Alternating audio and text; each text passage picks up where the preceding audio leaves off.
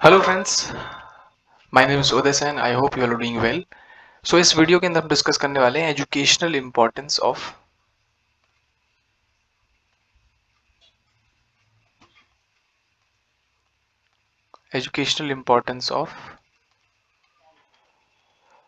Principles of child development. ठीक है, इससे पहले हमने जो डिस्कस किया था प्रिंसिपल्स ऑफ चाइल्ड डेवलपमेंट, तो उसी का हम लोग क्या पढ़ने वाले हैं यहाँ पे, प्रिंसिपल्स ऑफ चाइल्ड डेवलपमेंट का एजुकेशनल इम्पोर्टेंस, यानी कि ये हमारे लिए क्यों ज़रूरी है, यानी कि मतलब क्या इसका एजुकेशनल इम्पोर्टेंस है। इसको हमें देखना ही बहुत ही इंपॉर्टेंट चीज़ है, इसको समझने की कोशिश करिएगा। तो सबसे पहली बात तो चीज़ ये है कि अगर मान लीजिए कोई भी स्टूडेंट, उसको अगर अच्छी एजुकेशन मिलती है ना, अगर उसको अच्छी एजुकेशन मिलती है तो वो क्या कर सकता है अपनी लाइफ में, कुछ अपनी चीज़ें को अचीव कर सकता है ना। यानी कि मतलब देखा जाए तो एक प्रॉपर डेवलपमेंट हो सकता है उसका, अगर उसको अच्छी से एजुकेशन मिलती है तो, है ना। तो proper growth, sorry proper education और प्रॉपर डेवलपमेंट होता है उसका, ठीक है ना। तो दूसरी चीज और ये क्या हो गया कि अब सेल्फ रिलायंस बनता है। चाइल्ड जो है अगर उसको अच्छे से एजुकेशन मिलती है तो वो सेल्फ रिलायंस बनता है। अभी सेल्फ रिलायंस का क्या मतलब होगा, यानी कि अपने ऊपर डिपेंडेंसी रहती है उसके ऊपर, उसको किसी दूसरे के ऊपर जो है, हमें क्या बोलते हैं उसको, किसी दूसरे के ऊपर डिपेंडेंस नहीं होना होता है, ठीक है ना। तो उसको जो टीचर का काम रहता है कि बच्चे को सेल्फ रियलाइजेशन कराना, मतलब सेल्फ रिलायंस के साथ साथ वो उसको, टीचर्स का काम ये भी है कि उसको सेल्फ रियलाइज कराए ना, कि भाई उसको एनकरेज करें कि अपनी गलतियों को पहचानो और सारी चीज़ें किस तरह से जो है मोटिवेशन उसको मिले ताकि वो अपने को पहचान सके, ठीक है। एक तो ये। अब दूसरी चीज़ क्या है कि टीचर्स जो हैं वो क्या करना चाहिए, उन्हें डिस्कशन करना चाहिए बच्चों से, साथ उनके साथ बैठना चाहिए, और ताकि वो क्या कर सके अपनी अपने अंदर की जो चीज़ें हैं उन्हें पहचान सके, अपनी जो क्वालिटीज़ हैं उनके अंदर की जो क्वालिटीज़ हैं उनको वो पहचान सके, ठीक है ना। एक तो ये हो गया। और दूसरा जो इम्पोर्टेंस अगर बोलें, जो मोस्ट मतलब इम्पोर्टेंटली अगर देखें तो टीचर्स को क्या करना चाहिए, रिस्पेक्ट करना चाहिए हर एक चाइल्ड की, यानी कि उसको क्या पसंद है क्या नहीं, है ना। एक तो ये इम्पोर्टेंट चीज़, और मतलब यानी कि पसंद उसकी जो मतलब डिज़ायर्स हैं, यानी कि किस तरह से वो है लाइफ में जो है उसको क्या करना है ना। तो उसके लिए एक एक्टिविटी प्लान करना चाहिए, मतलब अच्छे से, ताकि क्या हो सके, मतलब जो उसको करना है वो उसको करने के लिए इनकरेज हो, है ना। तो मतलब इस तरह से उसको टीचर्स को क्या करना चाहिए कि उसके लिए एक्टिविटीज़ प्लान करना चाहिए, ताकि उसमें जो उसकी जिसका जिसमें इंटरेस्टेड है वो उसको उस तरीके से करे, है ना। फॉर एग्जांपल म्यूज़िक या डांस, जो भी उसका इंटरेस्ट है, आर्ट है उसका इंटरेस्ट अगर, तो टीचर्स को इस तरह से इन एक्टिविटीज़ में जो है पार्टिसिपेशन उसका करवाना चाहिए, ठीक है ना। मतलब हमारे पूरे एजुकेशन सिस्टम को ही बोल सकते हैं और हम, है ना। और उसको एवेल्युएट करना चाहिए टीचर्स को, हर बच्चे के बच्चे को एवेल्युएट करना चाहिए। एवेल्युएट करने का क्या मतलब हुआ कि यहाँ पे यानी कि बोले तो हर एक बच्चे की जो है स्ट्रेंथ को या फिर इंटेलिजेंस को पहचानना, है ना। यानी कि मतलब किस पेस पे बच्चा सीखता है ना। फॉर एग्जाम्पल किसी की फास्ट लर्निंग होती किसी की स्लो लर्निंग होती है ना, किसी की मीडियम लर्निंग होती है ना, मतलब बहुत ज़्यादा स्लो भी नहीं, बहुत ज़्यादा फास्ट भी नहीं, है ना। तो इस तरह से हर एक चाइल्ड को देखना पड़ेगा भाई किस तरह से जो है उसको पढ़ाया जाए, सिखाया जाए चीज़ों को, है ना, किस पेस पर। इसलिए वैल्यूएशन करना बहुत ज़्यादा ज़रूरी चीज़ है ना। तो एक ये सारे कुछ इंपॉर्टेंस है ना। अगर अगर एक और हम अगर बात करें तो एजुकेशन हेल्प करता है किसको, चिल्ड्रन को, कि भाई वो बहुत ज़्यादा एक्टिविटीज़ में इन्वॉल्व हूँ, है ना, बहुत ज़्यादा एक्टिविटीज़ के अंदर इन्वॉल्व हूँ, है ना, ताकि वो अपने जो आइडियाज़ हैं, है ना, उनकी जो सोचने समझने की क्षमता है, थिंकिंग है ना, उसको वो इंक्रीज कर सके, है ना। तो ये सारी चीज़ें जो हैं वो एजुकेशनल इंपॉर्टेंस के अंदर आती हैं, और ये ओवरऑल जो चीज़ें हैं वो एक चाइल्ड का बेटर डेवलपमेंट कर पाती हैं, ठीक है ना। चाइल्ड का बेटर डेवलपमेंट कर पाती हैं जी, ये जो ओवरऑल चीज़ें होती हैं वो, ठीक है ना। ये हो गया। अब देखते हैं फैक्टर्स जो कि इन्फ्लुएंस करते हैं चाइल्ड डेवलपमेंट को। तो देखिए अब देखते हैं फैक्टर्स जो कि इन्फ्लुएंस करने वाले हैं चाइल्ड डेवलपमेंट को, ठीक है ना। क्या भाई देखिए किस तरह से जो है, और उसमें भी कौन से फैक्टर्स, इंटरनल फैक्टर्स, है ना। क्या करते हैं अब इंटरनल फैक्टर्स, तो पहला उसमें है हेरिडिटी। इसको हमने कई बार डिस्कस भी किया है कि, और ये मतलब रिपीट होता हो रहा है ये काफी बार ये टॉपिक। तो हेरिडिटी क्या मतलब, यानी कि जो फर्स्ट ऑफ ऑल अगर बोला जाए तो जो आपका ग्रोथ रेट है डिपेंड करता है आपकी हेरिडिटी पर, यानी कि मतलब फॉर एग्जांपल पेरेंट्स अगर देखें तो हम लोग जो फॉर एग्जांपल जैसे पेरेंट्स होते हैं, किसी किसी की हाइट ज़्यादा होती है ना, किसी का वेट ज़्यादा होता है ना, तो उस पर डिपेंड करेगा कि भाई चाइल्ड जो है वो उसकी हाइट या फिर उसका जो कलर, हेयर कलर है ना, ये सारी चीज़ें जो कि इम्पॉर्टेंट फैक्टर बन जाती हैं और ये इम्पैक्ट डालती हैं चाइल्ड के ऊपर, है ना। और अगर देखें तो मैच्योरिटी मतलब,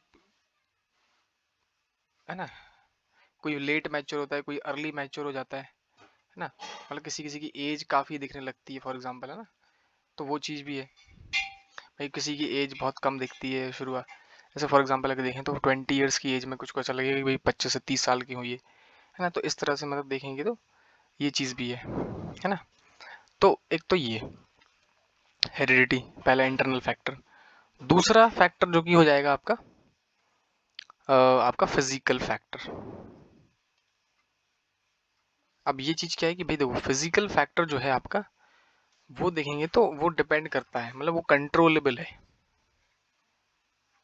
मतलब इसको आप कंट्रोल कर सकते हो इन द सेंस कि भाई कौन सा बच्चा जो है वो किस तरह से फिजिकल एक्टिविटी में इन्वॉल्व है, किस टाइप का न्यूट्रिशन ले रहा है, इस पे भी डिपेंड करेगा। अब जरूरी थोड़ी ना कि अगर मान लीजिए फॉर एग्जांपल, मतलब ये होता है बट लेकिन जनरली अगर देखें तो अगर मान लीजिए आपको अच्छा न्यूट्रिशन ना मिले, भले ही आपका हेरिडिटी जो है वो हाइट ज़्यादा हो या फिर वेट ज़्यादा हो, तो अगर आपको न्यूट्रिशन अच्छा ना मिले तो हो सकता है आपका वेट ना ही इंक्रीज हो, है ना, और ना ही हो सकता है आपकी हाइट ज़्यादा इंक्रीज हो, है ना। तो ये डिपेंड भी करेगा इस चीज़ को न्यूट्रिशन के ऊपर भी।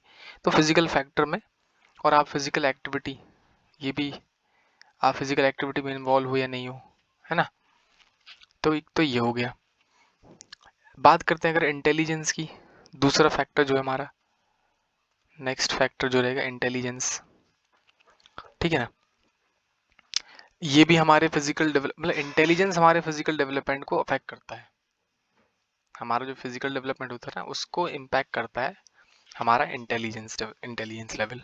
वो कैसे हमारा जो है इम्पैक्ट डालता है कि जो बच्चे चाइल्ड अगर देखें तो जो इंटेलिजेंट होते हैं, है ना, तो हो सकता है वो क्या हो सकता है कि फास्ट ग्रोथ हो काफ़ी, है ना, फास्ट ग्रोथ होती है, फास्ट फिजिकली वो ग्रो करते हैं, ठीक है ना।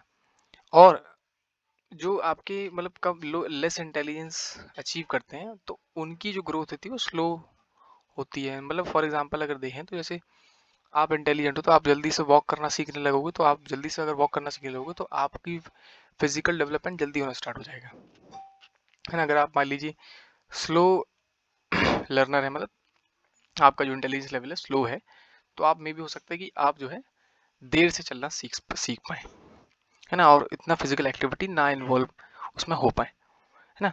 तो in this way it affect also, ये क्या करता है हमारी क्रिएटिव थिंकिंग को अफेक्ट करता है ना। और मतलब हम कितना याद रख पाते हैं चीज़ों को, तो उसके ऊपर भी ये इम्पैक्ट डालता है। और हमारा एकेडमिक बैकग्राउंड इसको भी ये इन्फ्लुएंस करता है, ठीक है ना। मतलब आपने देखा होगा कि कुछ बच्चे जो हैं वो इंटेलिजेंट रहते हैं, बहुत जल्दी जल्दी चीज़ों को करने लगते हैं, मतलब बहुत जल्दी फास्ट लर्नर होते हैं, बहुत जल्दी इस चीज़ों को सीखते हैं, मार्क्स गेन करते हैं ज़्यादा, है ना, तो उस तरह से। तो ये चीज़ होती है। एक होता है आपका इमोशनल फैक्टर। इमोशनल फैक्टर तो ये हमारे सारी चीज़ों को कंट्रोल करता है, लाइक हमारा सोशल डेवलपमेंट, हमारा मेंटल डेवलपमेंट, हमारा फिजिकल डेवलपमेंट, हमारा मोरल डेवलपमेंट, ये इन सबको कंट्रोल करता है। वो भला कैसे कंट्रोल करता है देखिए, अगर मान लीजिए आपके जो इमोशंस हैं, मतलब वो अगर अच्छे हैं, मतलब फॉर एग्जांपल अगर इमोशंस आपके अंदर हैं, ठीक ठाक इमोशंस हैं, तो आप जो है अगर आपके पास बैलेंस, मतलब फॉर एग्जांपल बैलेंस इमोशंस हैं ना, बैलेंसली सॉरी फॉर दैट। ठीक है, बैलेंस आपके अंदर इमोशंस का बैलेंस्ड है तो आप क्या कर सकते हो कि एक अच्छे रिलेशन को स्टैब्लिश कर सकते हो सोसाइटी के अंदर। ठीक है, मतलब फॉर एग्जांपल अगर देखो, अगर आप कुछ बच्चे जो होते हैं काफ़ी लोनलीनेस फील करते हैं, कुछ बच्चे काफ़ी ज़्यादा हैप्पी रहते हैं और मतलब काफ़ी उनके फ्रेंड सर्कल होता है, तो इस तरह से, है ना। तो ये सारी चीज़ें हो गई। मेंटल डेवलपमेंट, है ना, अगर आपके अंदर काफ़ी स्ट्रांग इमोशंस हैं तो आपको स्ट्रेस नहीं होता है ना, आप हर एक सिचुएशन को अच्छे से डील कर पाते हो। तो एक तो ये भी चीज़ है ना, है ना। स्ट्रांग इमोशंस अगर हैं आपके पास तो आप फिजिकली भी फिट रहते हो, क्योंकि आप जो है आपको स्ट्रेस नहीं होगा तो आप बढ़िया, मतलब हैप्पीनेस है आपकी, तो आप बहुत अच्छे से फिजिकल एक्टिविटी में इन्वॉल्व हो पाओगे, है ना। आपकी हेल्थ बढ़िया रहेगी, है ना। तो ये तो चीज़ ये हो गई, है ना, हैप्पी रहोगे आप। और मोरल डेवलपमेंट, है ना, आपको जो सही और गलत की पहचान होती है, इमोशंस आपके ऐसे होते हैं कि आपको सही और गलत की जो है वो बेटर वे में पहचान हो पाती है, भाई क्या सही है क्या गलत है ना, ये आप उसको क्रिटिसाइज कर पाते हो गलत चीज़ को, है ना, उसके ऊपर सवाल उठा पाते हो, है ना। तो आपको समझ आता है कि भाई मेरे लिए क्या गलत है क्या सही है, और सोसाइटी के लिए भी क्या गलत है क्या सही है, और किस टाइप की चीज़ों में मुझे इन्वॉल्व होना है, ये बहुत ही इंपॉर्टेंट फैक्टर साबित होता है। तो emotional development is also very important for the child development. ठीक है, तो ये तो आपके इंटरनल फैक्टर होते हैं। अब हम बात करते हैं एक्सटर्नल फैक्टर्स की। तो अगर हम बात करें एक्सटर्नल फैक्टर की, देखिए सबसे पहला फैक्टर है फैमिली। देखिए फैमिली जो है बहुत इंपॉर्टेंट रोल प्ले करती है चाइल्ड को शेप करने में, चाइल्ड के डेवलपमेंट में। कैसे रोल प्ले करती है? देखिए जो फैमिली, मतलब अगर बोले तो फैमिली एक तो स्मॉल फैमिलीज होती है, एक बिग फैमिलीज होती है, एक बिग फैमिली होती है, मतलब जैसे जॉइंट फैमिली आपकी होगी, है ना। तो अगर आप देखोगे तो वहाँ पे दादा दादी के साथ होता है, वहाँ पे मतलब काफी लोग इन्वॉल्व रहते हैं, तो वहाँ पे बच्चे के मोरल वैल्यूज बहुत सीखता है। जो मतलब अगर देखें तो बड़ी फैमिली में रहने वाले बच्चे रहते हैं, वो मोरल वैल्यूज उनके अंदर आपको ज्यादातर देखने को मिलेंगी। ठीक है ना। जो दूसरी फैमिली होती है वो स्मॉल, यानी कि वहाँ पे जो चाइल्ड वो काफी इंडिपेंडेंट होता है। क्यों होता है? उसका एनवायरनमेंट ऐसा होता है, क्योंकि वो क्या करता है कि भाई पेरेंट्स आपके जॉब वगैरह करते हैं, तो वो अपने आप को फिर क्या अकेला अकेला हो जाता है, फिर तो वो सारी चीज़ें खुद करने लगता है। तो उसको ऐसा लगता है कि मैं तो सब कुछ कर लेता हूँ अकेला, तो अब वो इंडिपेंडेंट महसूस करता है पूरी सोसाइटी में, है ना। ये भी है। तो इस तरह से मतलब ये होता है ना। फैमिली बहुत ही इंपॉर्टेंट रोल प्ले करती है कि भाई इन्वायरमेंट किस टाइप का आपका इन्वायरमेंट है फैमिली में बच्चों के लिए। ठीक है, दूसरी चीज़ अगर देखें तो आपका रहेगा फिजिकल एनवायरनमेंट। फिजिकल एनवायरनमेंट वो भला अब क्या चीज़ है, ये इससे कैसे फ़र्क पड़ेगा चाइल्ड के ऊपर, इसको भी हम लोग देखते हैं। फिजिकल एनवायरनमेंट यानी कि क्या होता है कि जो कि अगर बोला जाए तो किस टाइप के आप एनवायरनमेंट में रहते हो, मतलब क्या, यानी कि आपका एनवायरनमेंट, मतलब फॉर एग्जांपल आपके आसपास जो है वो बहुत ज़्यादा ओवर क्राउडिंग है ना, मतलब और आपका आसपास काफ़ी नॉइज़ पोल्यूशन या वाटर पोल्यूशन है ना, या फिर बोला जाए तो क्या बोलते हैं एयर पोल्यूशन है ना। तो ये बहुत ही इंपॉर्टेंट फैक्टर है आपके लिए, मतलब यानी कि बोलें तो जो फिजिकल एनवायरनमेंट है ना, उसका चारों तरफ का जो वातावरण, ठीक है ना, वो आपको ऊपर इम्पैक्ट डालेगा। अब वो कैसे इम्पैक्ट डालेगा? आपकी हेल्थ के ऊपर इम्पैक्ट डालेगा, ठीक है ना। और क्या बोलते हैं कि जो अगर नॉइज है काफ़ी तो आपको साइकोलॉजिकल प्रॉब्लम्स हो सकती हैं काफ़ी ज़्यादा, है ना। और हाउसिंग क्वालिटी कैसी है, वो सारी चीज़ें डिपेंड करेंगी बिहेवियर के ऊपर, आपके ऊपर, यानी कि किस तरह से मतलब हो सकता है आपका जो बिहेवियर है, अगर आपके आसपास का जो एनवायरनमेंट है काफ़ी ज़्यादा बोलते हैं तो नॉइजी है, तो आप काफ़ी जो है गुस्से वाले हो सकते हैं, एंगर आपके अंदर होगा, है ना। एंगर आपके अंदर हो सकता है, मतलब तो ये बहुत ही इंपॉर्टेंट फैक्टर होता है फिजिकल, जो हमारा एनवायरनमेंट है वो। अगर डेवलपमेंट की बात करें चाइल्ड की, तो डेवलपमेंट के लिए बहुत ही ज़रूरी है कि एक फिजिकल एनवायरनमेंट बेटर हो सके, ठीक है ना। Socio economic conditions next factor रहेगा, जो कि एक हमारा एक्सटर्नल फैक्टर है, मतलब यानी कि आपकी सामाजिक और आपकी आर्थिक स्थिति कैसी है ना। फॉर एग्जाम्पल, अगर आप एक ऐसी सोसाइटी में बिलोंग करते हो जो कि काफ़ी नॉर्मल सोसाइटी है ना, मतलब या फिर बोलें तो बैकवर्ड सोसाइटी है, तो उस वाले समाज में आपको जो है रिसोर्सेस कम मिलेंगे, है ना, रिसोर्सेस कम मिलेंगे। और आपकी अगर सोशल कंडीशंस मतलब ठीक है, नॉर्म अच्छी है, एक ऐसे समाज में रहते हैं आप जहाँ पे मतलब काफ़ी एडवांस लोग रहते हैं, तो आप उस हिसाब से डेवलप होंगे, है ना। आपकी इकोनॉमिक कंडीशंस देखा जाए तो आप लोअर फैमिली से हो, या फिर क्या बोलते हैं, लोअर फैमिली होती है ना, जैसे मिडिल या फिर मिडिल फैमिली से हो, है ना, रिच फैमिली से हो,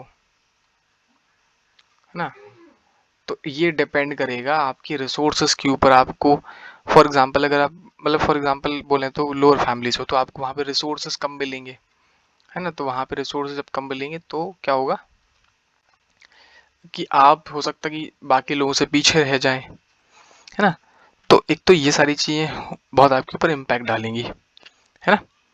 तो हो सकता है आपकी हेल्थ खराब हो, है ना, अगर आप मतलब एक अच्छी फैमिली से हो रहे हैं, रिच फैमिली से, तो बढ़िया, आपको तो सारी चीज़ें मिल ही रही टाइम पे, तो आप फिजिकली फिट रह सकते हो या मेंटली फिट रहोगे, हैप्पी रहोगे। तो वो सारी चीज़ें बहुत ही ज़्यादा इम्पोर्टेंट फैक्टर बनती हैं आपकी डेवलपमेंट के ऊपर, ठीक है ना। अब ये हो गया। अब बात करते हैं चाइल्ड साइकोलॉजी की, मतलब ये सारे फैक्टर्स हमने डिस्कस किए, हम देखते हैं कि अब चाइल्ड की साइकोलॉजी क्या है ये। तो हम देखने वाले हैं चाइल्ड साइकोलॉजी।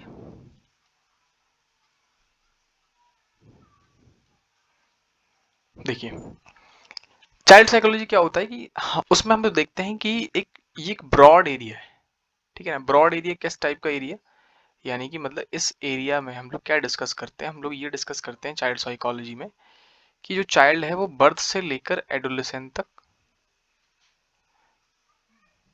किस तरह से ग्रो करता है। मतलब हम लोग सिर्फ चाइल्ड साइकोलॉजी की बात कर रहे हैं, यहाँ पे पूरी साइकोलॉजी की बात नहीं कर रहे हैं, ठीक है ना।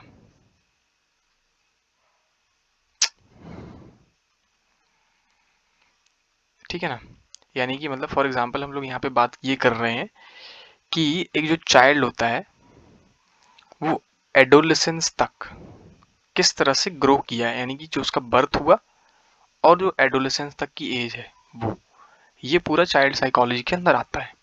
और उसमें हम लोग क्या देखते हैं कि एक जो बच्चा होता है वो किस तरह से लर्न करता है चीज़ों को, किस तरह से वो थिंक करता है, सोचता है ना, किस तरह से वो इंटरेक्ट करता है ना, और किस तरह से वो रिस्पॉन्ड करता है ना। ये सारी चीज़ हम लोग क्या करते हैं, देखते हैं, जो उनके चारों तरफ होते हैं, लोगों के जो चारों तरफ होते हैं, मतलब उन बच्चों के, उनको किस तरह से रिस्पॉन्ड करते हैं, ठीक है ना। अराउंड पीपल जो उनके हैं, वो सारे लोगों को वो किस तरह से रिस्पॉन्ड करते हैं, इसमें हम ये देखते हैं, ठीक है। वो किस तरह से जो है फ्रेंड्स बनाते हैं और किस तरह से इमोशंस को समझते हैं, ये सारी चीज़ें हम लोग चाइल्ड साइकोलॉजी के अंदर देखते हैं, ठीक है ना। अब आगे देखते हैं और दूसरी चीज़ वो क्या करते हैं।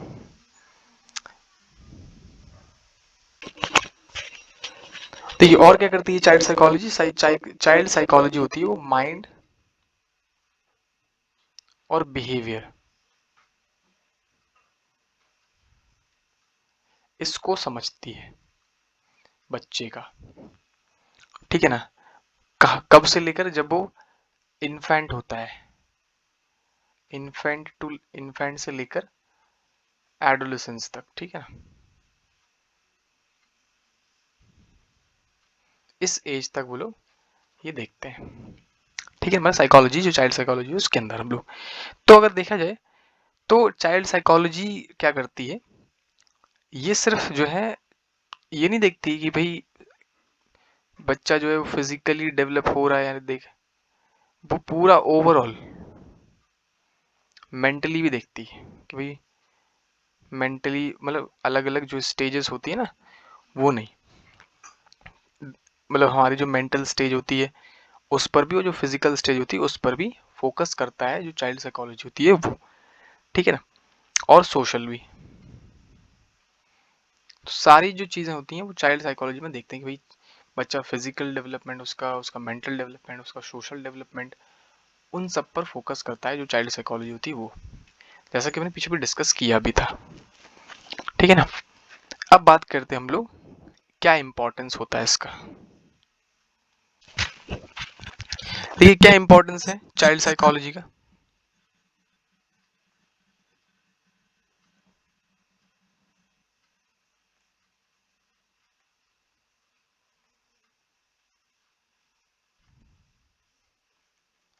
फर्स्ट ऑफ ऑल जो, अगर बात करें हम लोग चाइल्ड साइकोलॉजी की, तो पेरेंट्स को और टीचर्स को बहुत ज़रूरी होता है बच्चे की साइकोलॉजी समझना। अब क्यों ज़रूरी होता है, जैसे कि अगर मान लीजिए आप देखोगे टीचर्स को, जो मतलब टीचर्स होते हैं जो उनको टीचर बनने से पहले अलग अलग कोर्सेज करना होते हैं, है ना, कि भाई जो है बी जैसे B.Ed DL.Ed, तो उसमें हम लोग देखते हैं कि हम लोग पहले के बच्चे के बारे में पढ़ते हैं, है ना, कि उनकी क्या थिंकिंग होती है, किस टाइप की थिंकिंग होती है, क्या स्टेजेस रहते हैं डेवलपमेंट के, बहुत सारी चीज़ हम लोग देखते हैं। टीचर्स जो जब बनना होता है तो उससे पहले हम लोग को कोर्सेज करने होते हैं। अब क्यों हम लोग ये सब पढ़ रहे हैं, हम लोग इसलिए पढ़ते हैं ताकि हम अच्छे से बिहेवियर को बच्चे के समझ सकें, और जो उसकी डिजायर्स हैं और जो उसका तरीका है और उसकी जो मतलब इंटेलिजेंस लेवल है ना, उन सबको हम लोग समझ सकें। तो पेरेंट्स के लिए तो बहुत ज़रूरी है ही ये, और साथ साथ टीचर्स के लिए तो बहुत ज़रूरी है, और साथ साथ पेरेंट्स के लिए भी बहुत ज़रूरी होता है। हालांकि कोई ऐसा एकेडमिक नॉलेज नहीं ज़रूरी है, बट लेकिन एटलीस्ट ये बहुत थोड़ा एजुकेट आपको होना ज़रूरी है ताकि आपके बच्चे को आप जो है समझ सकें, ठीक है ना। तो पहली चीज़ तो ये होगी। अगर बोला जाए तो मतलब अंडरस्टैंडिंग, बच्चे की अंडरस्टैंडिंग, है ना, उसका क्या मतलब थिंकिंग है, क्या उसकी सोच है, किस सही से वो चीज़ों को करता है ना, उसके थॉट प्रोसेस को समझने के लिए ये बहुत हमारे लिए ज़रूरी है कि हम जो है उसको मतलब समझ सकें, है ना। तो एक तो फर्स्ट ऑफ ऑल बच्चे को समझने के लिए हमारे लिए जानना ज़रूरी है चाइल्ड साइकोलॉजी को, है ना। और क्या, और मतलब और क्या हो सकता है, जो प्रॉब्लम्स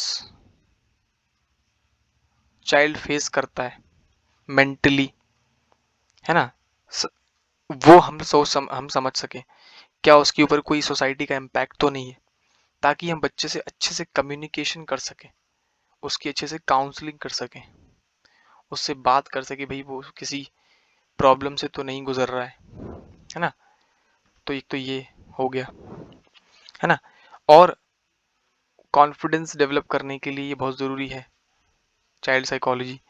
क्यों, बच्चे के अंदर कैसे आएगा, ताकि क्या होगा, वो अगर हम लोग समझेंगे बच्चे को, वो किसी ऐसी चीज़ से तो नहीं गुजर रहा है कि भाई वो इन्फीरियर में आपको महसूस कर रहा हो, वो नॉर्मल सा रहता है, बट लेकिन अगर मान लीजिए हमें पता है बच्चे की प्रॉब्लम्स, क्यों ऐसा इन्फीरियर अपने आप को फेस कर रहा है, तो हम लोग बता सकेंगे कि भाई हाँ ये आपका नॉर्मल चीज़ है, इसको आप कैसे इरेज आउट करोगे और कॉन्फिडेंस को डेवलप करोगे, ठीक है ना।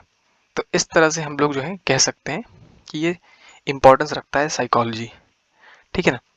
तो और दूसरी चीज़, अगर जो टीचर्स होते हैं वो पढ़ा रहे होते हैं जब, तो बच्चे का लेवल समझने के लिए हमें बहुत जानना ज़रूरी है कि हर बच्चे की साइकोलॉजी अलग होती है, हर एक बच्चे का pace, learning pace of learning जो होता है वो अलग होता है ना। तो उस लेवल पे हम लोग हर बच्चे के लेवल तक जाके सोच सकते हैं कि हाँ भाई बच्चे को इस तरह से समझ आएगा, इस बच्चे को इस तरह से समझ आएगा, इस बच्चे को इस तरह से समझ आएगा। तो बहुत सारी चीज़ें रहेंगी, इसीलिए हमारे लिए बहुत इंपॉर्टेंट है बच्चे की साइकोलॉजी को समझना। किसी बच्चे को थोड़ा स्लो समझ आता है तो हम उसको थोड़ा स्लो बताएंगे, है ना। तो एक नॉर्मल लास्ट लेवल तक, आखिरी लेवल तक हम लोग जाकर एक 0 लेवल से हम लोग 100 लेवल तक जा सकते हैं, है ना। तो 0 से स्टार्ट करना बहुत ज़रूरी होता है, मतलब क्योंकि हर टाइप के बच्चे रहते हैं क्लास के अंदर, इसलिए टीचर्स को ये बहुत ज़रूरी होता है। और अगर बात करते हैं दूसरी चीज़ की, तो एक डायरेक्शन प्रोवाइड करना,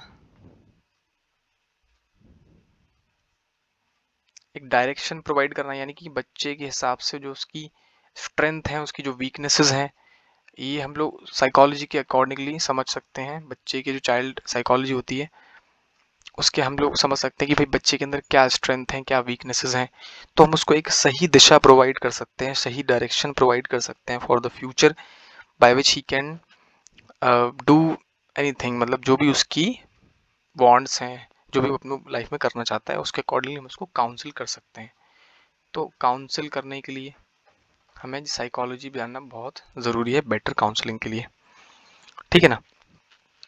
और हम लोग समझ सकते हैं कि हर एक बच्चे की पर्सनैलिटी, उसके अंदर हर एक क्वालिटी, ठीक है ना, यानी कि मतलब हर एक बच्चे की पर्सनैलिटी अलग होती है। कोई बच्चे काफ़ी ज़्यादा शाय होते हैं, मतलब काफ़ी ज़्यादा, कोई बच्चे ऐसे लोनलीनेस फील करते हैं, तो हम एक बच्चे को समझ सकते हैं कि ऐसा क्यों हो रहा है इसके साथ, और हम लोग उसको गाइड कर सकते हैं उसके एक प्रॉपर मेंटल डेवलपमेंट के लिए, सोशल डेवलपमेंट के लिए और फिजिकल डेवलपमेंट के लिए, ठीक है। तो ये कुछ इंपॉर्टेंस हमने देखे चाइल्ड साइकोलॉजी के, जो कि आपके लिए बहुत ज़्यादा इंपॉर्टेंट रहने वाले हैं, ठीक है एवरीवन। तो अब बाकी चैप्टर्स हम लोग डिस्कस करने वाले हैं नेक्स्ट वीडियो के अंदर। Till then stay connected, like share and subscribe please friends, like share and subscribe. Thank you so much, till then stay connected, thank you so much.